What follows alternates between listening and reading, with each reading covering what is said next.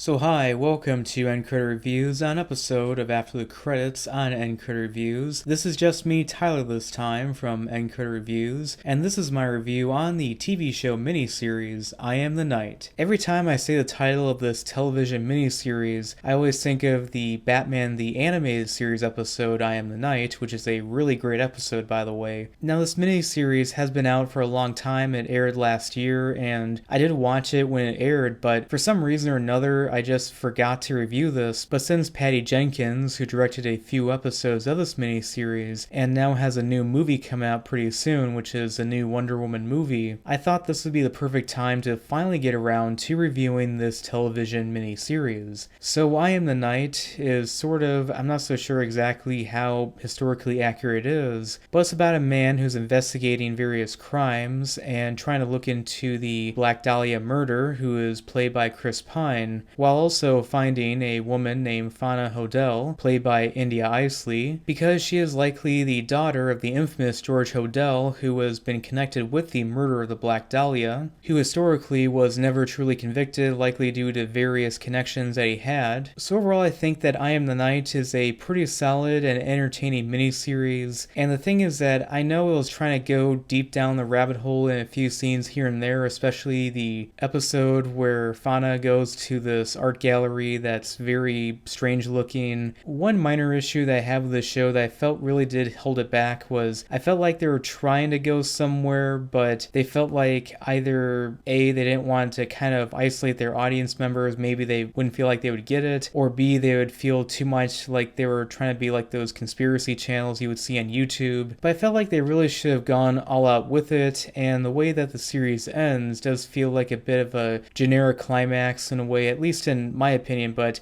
there's no denying this is pretty interesting stuff here and there, no matter how historically accurate or maybe slightly inaccurate this might be. I thought that Chris Pine was pretty good in this one, as well as India Isley as arguably the main character of the entire series, and I'm surprised I didn't make this review of the show sooner, because the last time I reviewed something with her in it was a video that actually got a surprising amount of views, and if you've seen that video, you know my personal thoughts on India Isley, but I digress. But the reason why I'm being vague about this show is because of the fact that I do think you should watch it personally on your own viewing experience, and I feel like if I got too much into it, I feel like I'd be spoiling too many revelations that happened in it. But it's really dark and twisted knowing about this real grisly, murder that happened, and also the very shady things that also are connected with it that the show kind of touched upon, but sadly didn't kind of dive enough into, which I really would have liked. At least it would have gone all the way with it, and I feel like it should have done that, and I don't know, maybe it was a creative choice, or maybe some people in high places said, no, do not,